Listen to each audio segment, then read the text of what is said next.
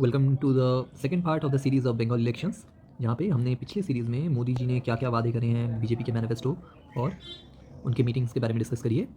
Law and order आज second part में होगा टीएमसी के वादे, देखना है कितने पूरे होते हैं। फिर एक थर्ड वीडियो आएगी जिसमें होगा कंपैरिजन। ठीक है, तो मेन मुद्दा क्या है? मोदी जी ने 6 प्लेजेस दिए हैं, दीदी ने दिए हैं 10। और सबसे पहला वही जो इनकम्बेंसी, जिस आप जनरली देखोगे जो सरकार बहुत दिनों से बनी रहती है वो डेवलपमेंट का वादा कम ही करते हैं, क्योंकि उनके पास समय था और फिर लोगों का प्रश्न होता है, तो वो फिर easy politics, easy tactics use करते हैं। जैसे हो गया वुमेन वेलफेयर, लक्ष्मी भंडार, जहाँ पे वुमेन को घर की लक्ष्मी मान के उनको पैसा दिया जाता है। ठीक है, फिर एम्प्लॉयमेंट, जिनके पास एम्प्लॉयमेंट नहीं है उनको एम्प्लॉयमेंट देने का वादा है, और उन्हें भी लक्ष्मी भंडार की तरह जो अनएम्प्लॉयड यूथ है उनको भी पैसे दिए जाते हैं।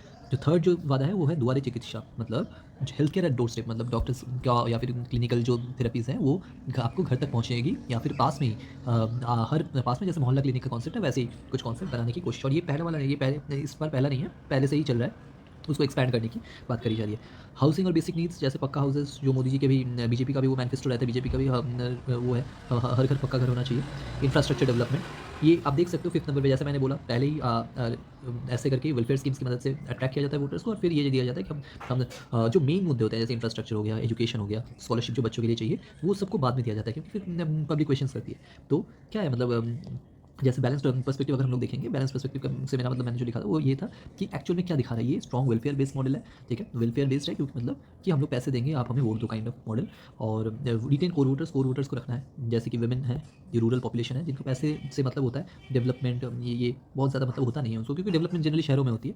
और हैवी वेलफेयर स्पेंडिंग हो जाएगा, मतलब जो मेन क्रिटिक्स का और बीजेपी का और एक जो मुद्दा मिल गया कि इतना अगर आप अपने वुमेन को दोगे, वुमेन के लिए, फिर यूथ के लिए, अनएम्प्लॉयड जो यूथ है उनके लिए, जो एजेड पॉपुलेशन है उनके लिए, अगर ऐसे करके पैसे आप बांटते रहोगे तो ये फिजिकल फाइनेंशियल स्टेबिलिटी पे, फाइनेंशियल सस्टेनेबिलिटी पे क्वेश्चन है।